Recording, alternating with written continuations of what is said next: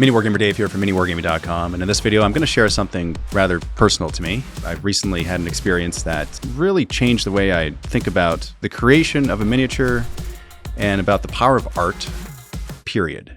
I will share the 7 unique sculpts that I had made, and eventually they went from concept all the way to being manufactured in hard plastic sprue, which by itself kind of blows my mind. It's like, that is a thing I'm actually saying out loud that I never thought in a million years could be a thing, but now it is. So this is the story of how my Trench Missionaries came to be and the conversation I had with James Sherriff showing off these miniatures. Let's dive right in.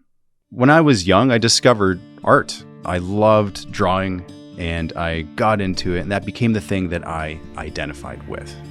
I was an artist. I was the kid in the class who could draw all the way into my teenage years, and I loved it. I used it as a safety blanket to escape from the world. And I had actually stopped. That came to a stop in my later teenage years, and I hadn't drawn since. We're talking over 20 years. We're talking 25 years. It's been since I've drawn. And I have spent many, many years being a champion for other people's art, because I've always loved art. I've always valued the importance of it, not just on a personal level, but in a cultural level. Artists such as Algorithm, who's able to make an amazing conversion that just elicits this wow factor and it has built-in story. Or Blightforge, who is the king of grim, dark conversions. Everything he does, I love. And the list goes on and on. But the moment I created my own art, my mindset shifted to an immediate imposter syndrome, to nervousness and exposure of vulnerabilities that I was completely blindsided by. I didn't know that would happen. I thought it was just, okay, I'm gonna sketch some pictures and share them. What's the big deal? And I experienced this firsthand quite potently when I recently went to London, England to meet with the lead sculptor for a game called Trench Crusade named James Sherriff. He being an artist himself and sculpted many of the miniatures in the Trench Crusade line, I was quite excited to show him my concepts for what I had created within that game system as my own unique warband. Proxy miniatures for one of their factions. But I was super nervous to show him. I doubted my ability to draw something and to even create something that I thought was of value. And I had doubts about it, and I actually, at one point in time, I was like, wait, hold on, should I show him? Maybe I shouldn't. Maybe I should play it safe and not show him, because that means I won't get hurt. But then I realized the reason why I was making the art wasn't so that it needed to be liked by other people. The reason why I was making it was to express a feeling that I had. And I just needed to do it, no matter the response or no matter the outcome. And I think that's why art is so important. It taps into the reason why we do things. I'm intrigued to get James's raw reaction here. All right. Okay, now, just a tiny bit of context. I'm intrigued. That's... Even just 2 stupid words just made it so much worse. I was already nervous going in, and like, oh, now the expectation is there. And so I nearly got up and went out of the room. So many excuses in my mind. You know what? I need some water. I got to go to the bathroom. You know what? I actually have to call someone. It's ridiculous. My mind fighting me, showing James what was in this book. But to his credit, he has quite a calming countenance, and so that helped massively. And his accent does things to my brain. It makes me feel like I'm in a kind of like a Lord of the Rings, Harry Potter fantasy wonderland. This is even real to begin with. To really rekindle that itch. Yeah, no, I get that. The creative spark. And for some reason, Trench Crusade has reignited this this thing that was always there, that lay dormant for That's a beautiful, man. good 25 years. I'm glad to hear that. So I might have been inspired. I might have been inspired to Might have been create inspired. some Understatement of the fan- century. a fan faction. So here, these. Oh man, that's really cool. So this Dude, is really, you've not drawn for how long? about 24, 25 years. Yeah. It clearly comes back quickly. That's really nice. That's beautiful, man. I'm glad to hear that. Bless his heart. When he said that, I was holding back tears. The second I picked up the pencil, I couldn't stop, and I drew for 5 days straight. Eating was a hindrance. Sleeping was a hindrance. I had to get it out. Have you ever felt that? Have you ever felt like you had this idea and you had to get it out? Whether it's through assembling a mini or painting a mini or drawing a picture or writing a story or whatever it is, it's just, I have this thing and I have to get it out. Clearly comes back quickly. That's really nice. It means a lot hearing that from you. That is really nice. I mean, it would mean even more coming from Mike. But Again, holding back tears from his response. I just felt like it. Not only was it super encouraging to hear that and just the way he phrased it, and then his humility of even deflecting it onto Mike, who is the artist behind the concepts and the art behind Trench Crusade and the characters that you see, and including another artist into the conversation.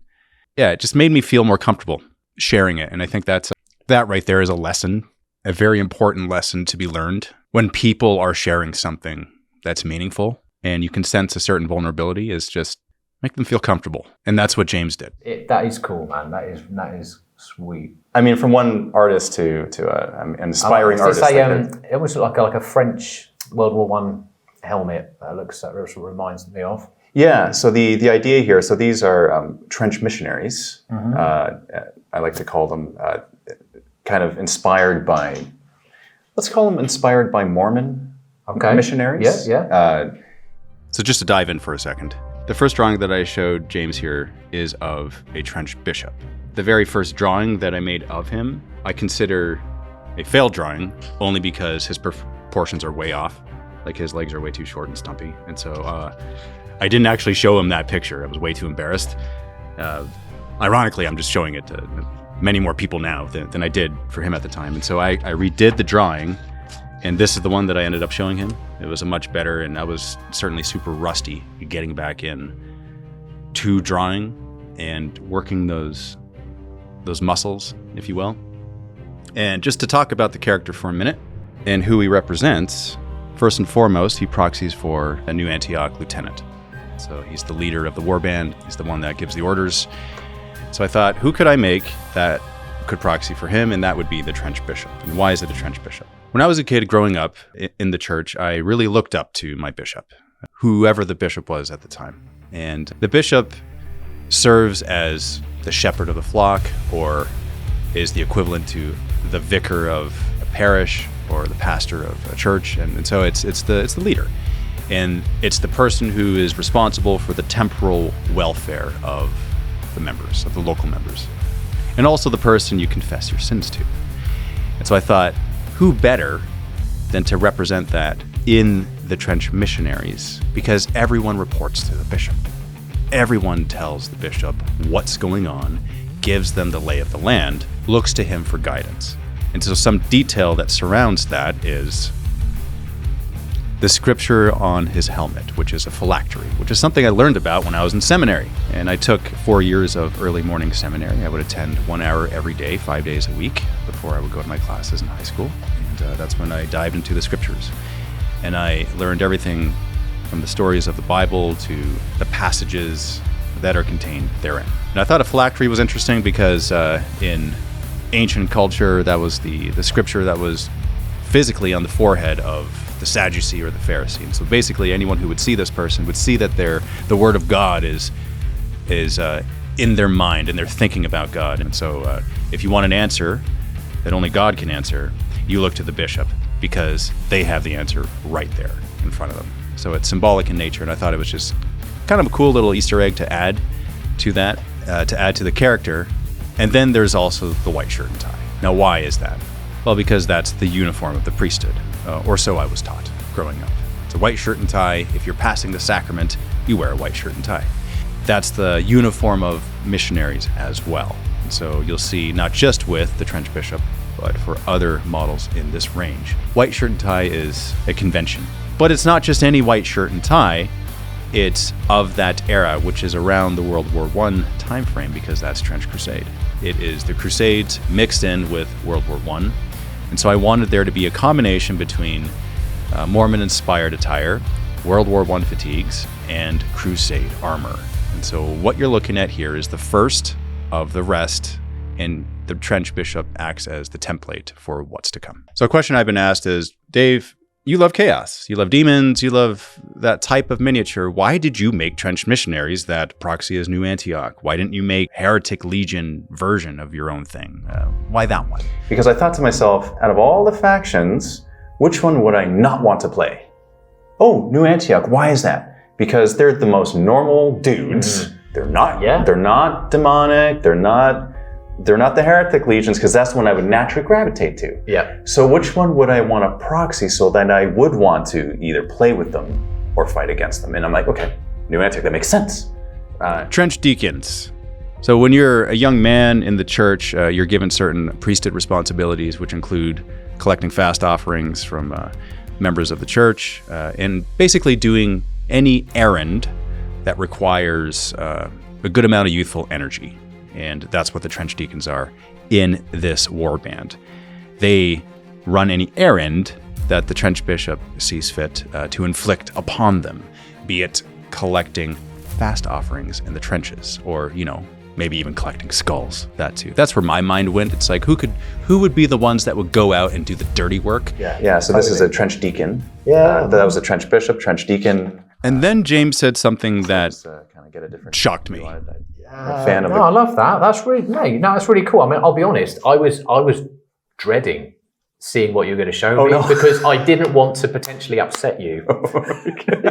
Because I mean, I would probably be saying exactly what I'm saying now because I wouldn't want to offend you. But no, genuinely, these are really, really cool. Thank you. And I totally understand why he said it, because there have been times when I've felt similarly when someone is showing you something, once again, something that's meaningful to them, and you wish and you hope that it is something that you also think is good, so that you can genuinely give them a reaction that is favorable. It means the world to me that James responded this way, because to get encouragement from him, especially in this context, it's just, there was a reason why I was nervous to show him, but he made those feelings basically go away after he said that. Once again, showing the power of encouragement and care when someone is presenting a vulnerability to you. A fantastic lesson that I learned from him. You know what? It's funny because when it comes to, and I'm sure you can appreciate this just because your art is physical for the world to see. And so that there's a degree of vulnerability there because... 100%. Because 100%. Some people can just like, oh no, I hate the look of that. And so it's different when you make the thing. Yeah.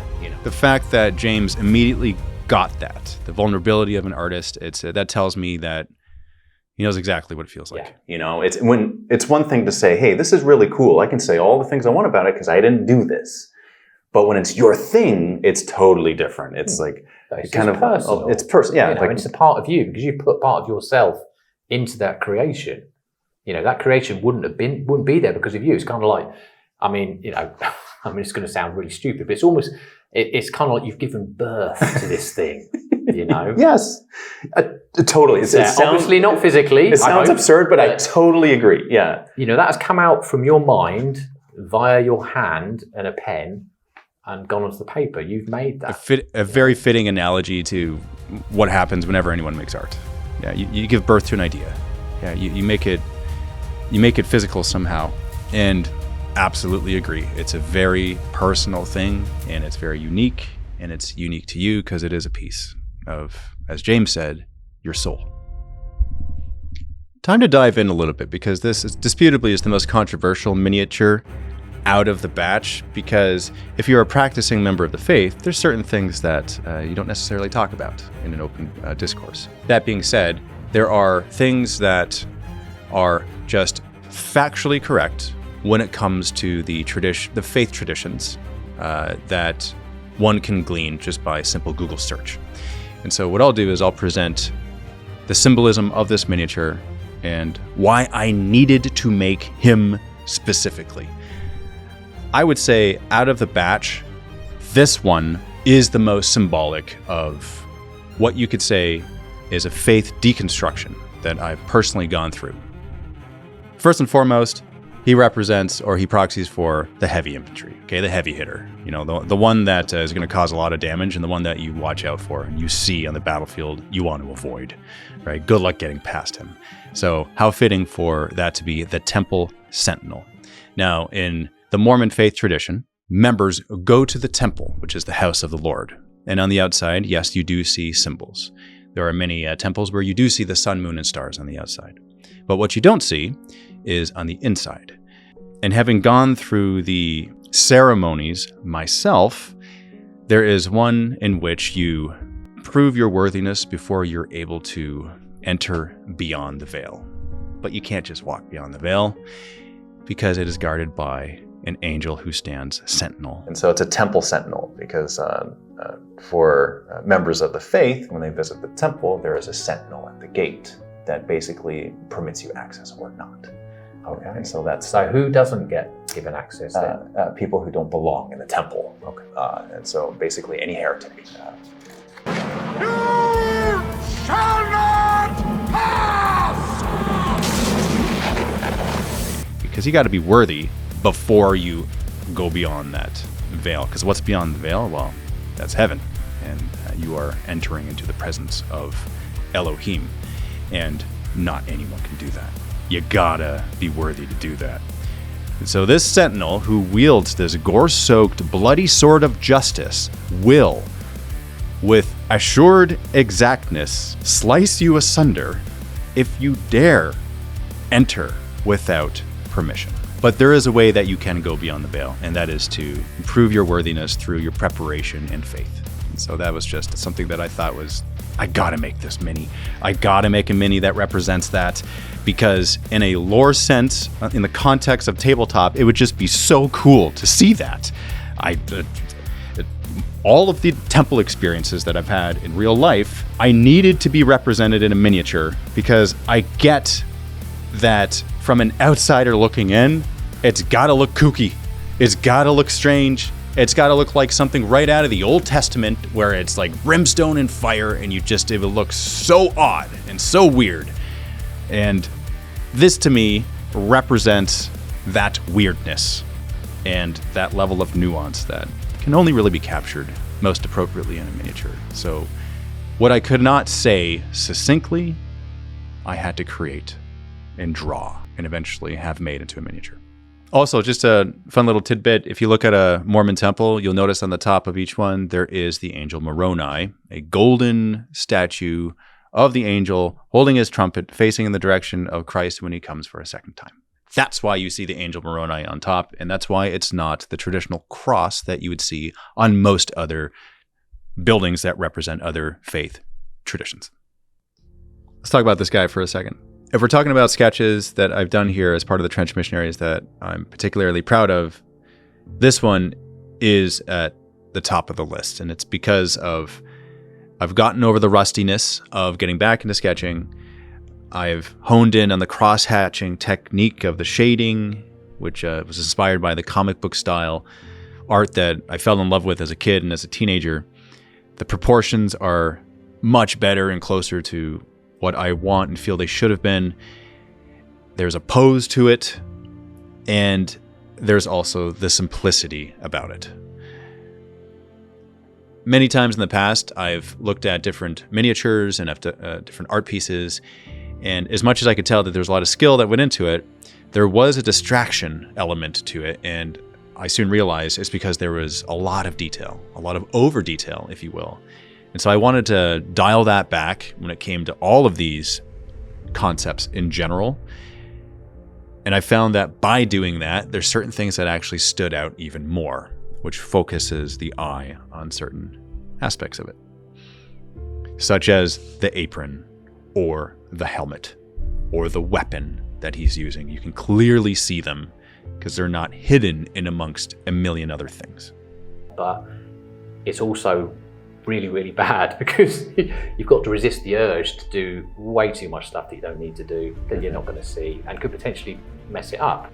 I also felt it really good to have that reinforced by James also saying that too much detail isn't always good. You want to simplify it as much as you can. Okay, so this... I love that guy detail. Why does that look... I mean, immediately, I'm reminded of Willem Dafoe for some reason here. Okay. When I first saw the blind sniper, I was like, damn, that's cool. Like the whole concept of it. And then I thought like, man, a blind sniper, if he's getting you, that's because he's probably getting you by faith, which is even more terrifying. Oh my goodness. How do you make a dude who's already terrifying? Snipers are scary, man. Like they have God view. They can get you and you can't see them.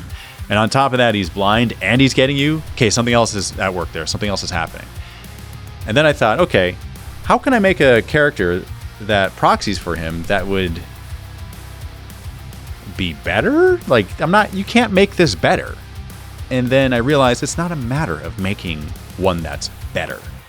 It's making one that's different and unique. And so I leaned more into that, which is why I came up with the concept of a patriarch who's equipped with the Urim and Thummim. Okay. That's cool, man. So, all right. So the blind sniper, right? The sniper priest. Yeah. Which I love the concept of.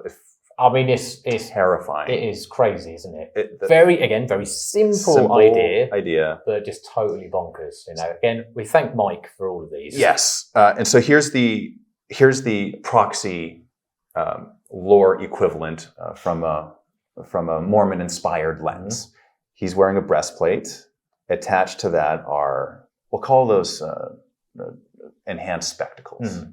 And so that represents the Urim and Thummim, which in Mormon tradition symbolizes what prophets use to translate ancient text. Right. And so how that translates on the battlefield is a prophet is a seer and revelator, mm-hmm. so they can literally see the future, right? So he can pinpoint with prophetic precision, similar to a sniper, blind sniper priest, right? So kind of like prophesizing where the target is going to move to. Mm. So I'm going to put my bullet there, and you're going to walk to where it is. That's right. That's right. Yeah, yeah. But really, functionality, the same functionality as the sniper priest, and so I wanted, and also he's different from the rest of the yeoman, right? Essentially. And that's pretty sweet, man. I love the fact it looks like Willem Dafoe. Maybe it's just me, but you know. Willem Dafoe, I love it. And it totally makes sense because that's how I fall in love with things is I make references that mean something to me. Like, oh, that looks like this actor. Oh, this looks like that game. And this looks like that character. And it just, that's what we do all the time. We're comparing things that are already familiar to something new to ground it in some sort of familiarity that relates it to something that we already know and like. Let's talk about what I did for the shock troopers. So this one took me about 4 hours to come up with the idea and to sketch it out and to finalize it in ink. But I thought, okay, here's a fun experiment. If I only had 5 minutes to create a character and something similar, how could I do that and what would the end result be? I only have 5 minutes. So under those constraints, I found that the creativity still flowed, and this is the result of that. This is a shock trooper equivalent.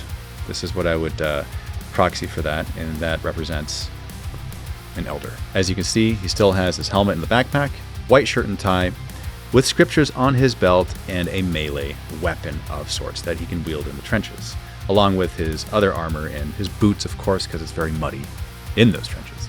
In a melee sense, he moves fast, and there's no time to waste, and he just does what needs to be done in the trenches. And he gets dirty. Like, yeah, look at the blood. He's the bloodiest out of the batch. And he's got access to a whole bunch of weapons in the arsenal. Whether it's a machine gun or a flamer, no matter what he's using, he still has his white shirt and tie. That brings us to the yeoman and what I use to proxy for him, which is the missionary. Just your standard troop. The guy that goes in there and kind of, your plain Jane, get the job done type of dude. You know, if you were to grab someone off the street and say, hey, you want to be a missionary and you want to preach the word in the trenches, this would be the guy to do it. But we got to point out that he's got his scriptures on his belt as well. Okay, can't forget those. And incidentally, was also another 5-minute sketch. I just wanted to experiment once again. Like, what could I do if I had just 5 minutes under those constraints? And the same thing applied to more of a close-up. It's the exact same. And I think this happened later on as an evolution of what I was doing before. Because I thought, now that my muscles have been warmed up, my drawing muscles, what can I accomplish? Can I just get ideas out? Sometimes I get stuck in my own head about having to make things perfect, and that has actually hindered creativity in the past. Whereas by doing this, it provided a very solid framework, a rule of this game, if you will. Try it, just for fun. You only have 5 minutes to paint a miniature. Go. No matter what it ends up like at the end, that's the end result, and you have to be okay with it. What's the end result? You'd be surprised what happens. You can still be creative, and in some cases, even more creative. Those mental blocks are taken out. So he's a high priest. He's got the scepter, right? And it's just, I just felt like making him, and again, he's kind of a temple high priest. High priest, which proxies for the trench cleric, which, as we can see here, he's got the word and he's got the cross on his back. And so we know that he's special, and he does look different from the rest. Same thing with the high priest of the Trench Missionaries. He represents the authority of God. He's God's mouthpiece, and whatever he says goes. And he's immediate law.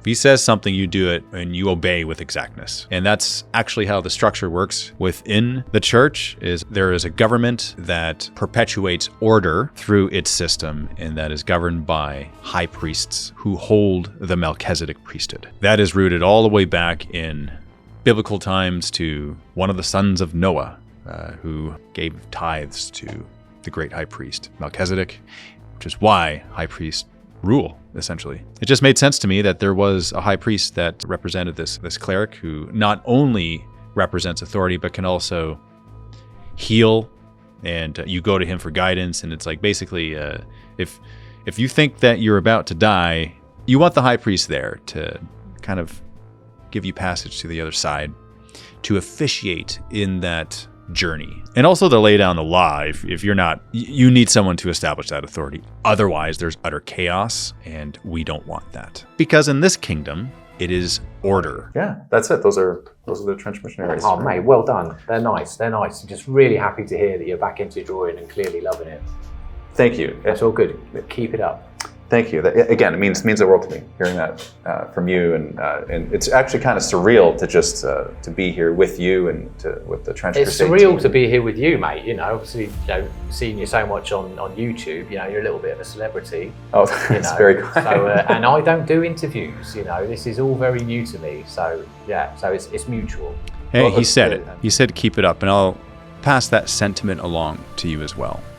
If you've been inspired to make your own art in whatever degree, whether it's drawing or sculpting or painting a miniature or painting pictures, whatever it is, writing, you name it, do it. Do it more. Express it. Get out these thoughts and feelings. And if you have the courage, share it. Because there's a whole other element that comes with sharing art, which is something that I'm super grateful I've been able to do through this project. Never thought that I would do anything like this, but it's manifested itself, and now here we are. And if you are interested in picking up a box for yourself, I've provided a link in the description to the hard plastic sprue set, the multi-part plastic sprue set manufactured by WarGames Atlantic, and I couldn't be happier with the results. They've been doing it many, many years, and they create exactly what I wanted, which reminded me of the very first sprue that got me into wargaming in the first place, which is classic Chaos Space Marines with the multi-parts, and you can put on the arms and you can put on the weapons, and you can pose them however you like. And I wanted to go back to the roots. I wanted to go back to why I fell in love with this whole thing to begin with. I'm Mini Wargamer Dave, and these are the Trench Missionaries.